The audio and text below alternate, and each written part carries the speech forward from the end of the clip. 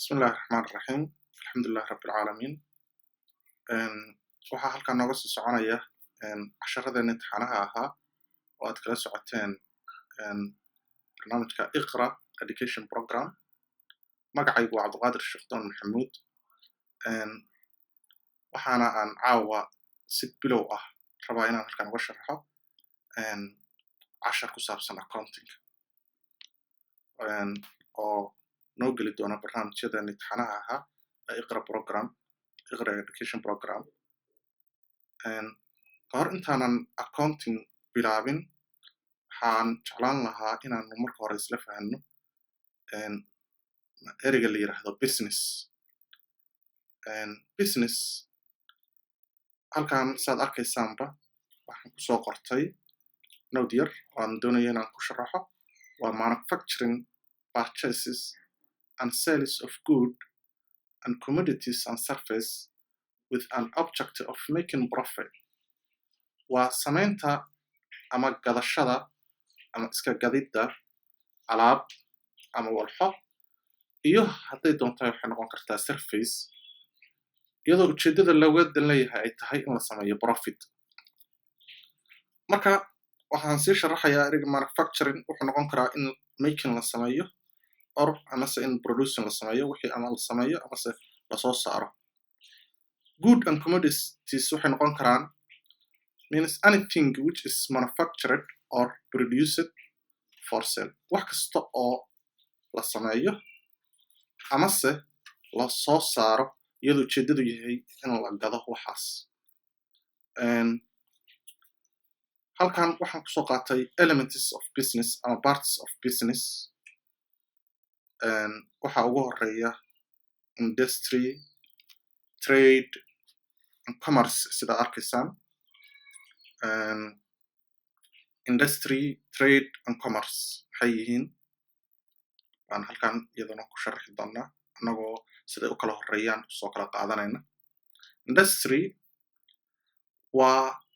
manufacturing and selling goods and services with an objective of making profit waa in wax la sameeyo waxna la sii gado iyadoo ujeeddadu ay tahay profit in la sameeyo qodobkeena labaad oo aan businesska qaybihiisa ka mid a waxaa weeye trade isagu waxaa weeye purchases and sales of good with an objective of making profit in wax la soo gato waxna la iska sii gado iyadoo ujeeddadu ay tahay in la sameeyo profit halkaa waxaa ka arkaysaan in industry iyo trade ay haystaan wax ay common ka yihiin oo ah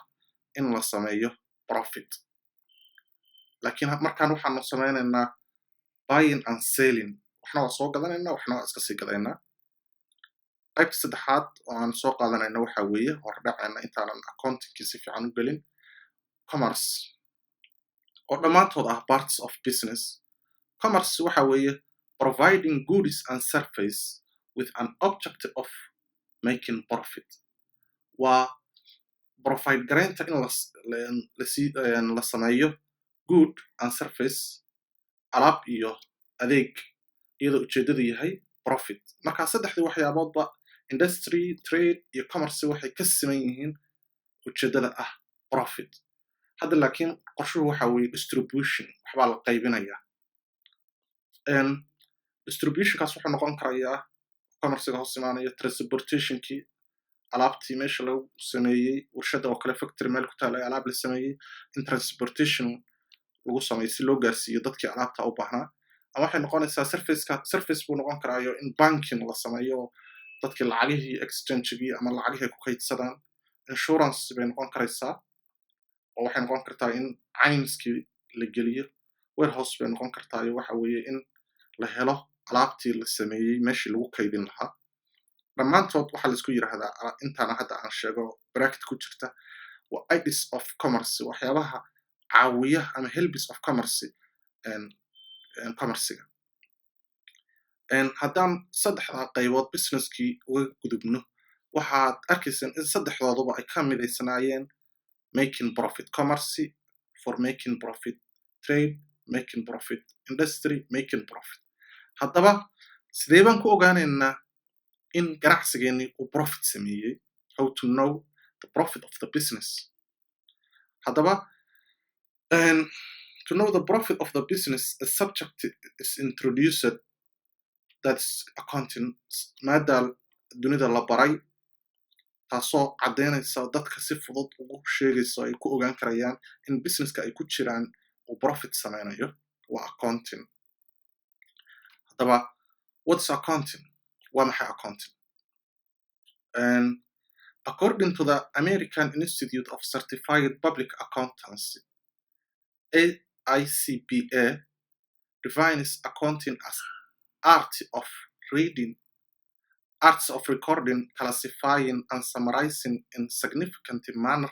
and in terms of money, transactions, and events which are in part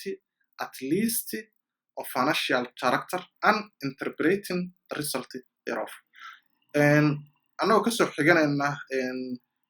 American Institute of Certified Public Accounting, qaabkan uu define gareeya accounting wuxuu yiri waa qaabka loo record gareeyo, loo kala qaado, loo soo koobo in terms of manner, qaab fiican ah oo ku fadhiya in terms of money, transactionada iyo eventska iyo waxyaabaha dhacaya, taas oo marka ugu dambeysana la sameynayo interpreting the result thereof, in resultkii meesha ka soo baxday lasoo bandhigo. Okay, halkaas markay joogto waxaan ku xijinay uses of the accounting information, uses of accounting information, yaa isticmaala accountingka informationka laga helo, yaa isticmaala, yeese muhiim u tahay mar walbaba xogtaas ku xiran. Number 1 waxaan soo qaadanay shareholderska, dadka shareka ku leh kambaniyada way la socdaan mar walbaba accounting kama maarmaan si ay u ogaadaan kambaniga ay shareka ku leeyihiin siduu yahay, ma financial positionkiisu ma sareeya, ma hooseeya, ma dhacaya. Muhiim bay u tahay governmentiga, muhiim bay u tahay inay accountingka ay mar walba la xiriiraan, ay ka warhayaan, sababta taxationkiiba hoos imaanaya oo waxay rabaan inay ku ogaadaan taxiga, financial positionka iyo kambaniyada iyo canshuurta ka qaadayaan, inay ogaadaan financial positionkooda meeshu joogo, dhaqaalahooda, iyo inay ogaadaan inay run tahay, ma falsi balance sheet bay u sameeyeen mise right balance sheet bay u sameeyeen. Sidoo kale employeeskii baa la xiriira, workerskii baa la xiriira, customerskii baa ku xiriira, researcheskii baa iyaguna sidaas oo kale informationkan isticmaala markii research loo baahan yahay. Next, maadaama aan caaw bilaabnay accountingka, waxaan soo qaadanaynaa branches of accounting. Nagu soo koobeen branches of accounting sidiisaba waxa weeye inteeda ugu muhiimsan waa financial accounting, cost accounting iyo management accounting. Financial accounting baan soo qaatay oo tan ugu horeysa ahna tan ugu muhiimsan oo hadda annaga maadaama beginners aan rabno inaan qaabka aan wax usoo jeedinayno uu noqdo dadka bilowga.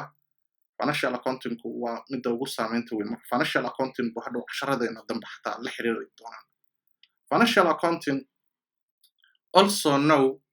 historic accounting, deals with recording, classifying, and summarizing business events.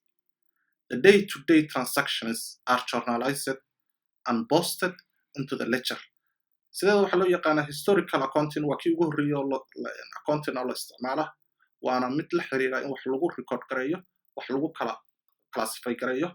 laguna summarize gareeyo, oo waxaasoo ah business eventska businesska dhacaya, kuwaas oo weliba si ah day to day waxa u dhacaya, transactionska dhacaya maantay, shalay, maantay, joogtada sida ah. Halkaasa waxaa la sameeyaa in la journalize gareeyo sida halkan ka arkaysaan.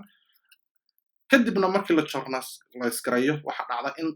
in lagu post gareeyo ledger wax loo yaqaan, oo faahfaahinteedana sii baran doono. At the end of the year waxaa dhacda profit and loss accounting baa la sameeyaa, and balance sheet are prepared baa la sameeyaa. Si loo ogaado waxaa loo sameynayaa financial accounting. Financial accounting is to show profit and loss made by business concern and its financial position. Profit and loss and balance sheet sidiisa waxa loo sameeyaa in la ogaado financial positionka uu joogo companygaas markaa. Okay, haddaan financial accounting saa ugu gudubno saan idin sheegaba waxaa kaloo jira qayb ka mid ah oo ah cost accounting oo accountingka hoos timaada. Cost accounting waxa weeye the objective of cost accounting ujeedada horta sideedaba cost accountingku waxa weeye in to find out in la ogaado the cost of goods produced and service provided by business concern.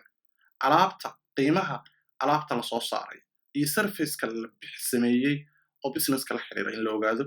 It also helps the business in controlling the cost by indicating avoidable losses and wastes. Macnaha waxay kaloo ka caawisaa businesska inuu controlo lacagtii qiimihii iyagoo ka ilaalinaya khasaaraha la iska ilaalin karo iyo waxyaabaha u keenaya losska. sidoo kale waxay ka caawisaa it helps at estimating cost in future in la estimate gareeyo mustaqbalka futurekii wixii iyo hawsha say noqon lahayd iyo lacagta iyo qiimaheedii. qaybta saddexaad oo ah qaybteena ugu dambaysa branches of accounting waxa weeye management accounting. Management accounting is concerned with internal reporting of information to management. waxay la xiriirtaa oo si hoose ula xiriirtaa riboodyo iyo informationno loo gudbinayo managementiga kuwaasoo la xiriira planningkii, controllingkii, decision makingkii and formulating long-term plan. waxay la xiriiraan oo ay mar walbaba managementiga accountingka waa qaybta managementiga u qaabilsan accountingka, plaankii la samayn lahaa, controllingkii sida wax loo control lahaa, decision makingkii go'aamadii la qaadan lahaa iyo in la fariisiyo qorshayaal laga yeelanayo qorshaha balaanka fog ah oo markaa companygaas soo wajahaya. casharkeennii oo ahaa caawa bilow habeenkii ugu horreeyay aan accounting soo qaadanay aan dulmarka guud ku sameynay ilaa iyo intaanan accountingka gelin businesska iyo qaybuhu u kala baxo kadibna accountingka iyo wax u kala baxo financial accounting aan uga hadalnay inay muhiim noo tahay maadaama bilow aan nahay. intaas aan kusoo koobayaa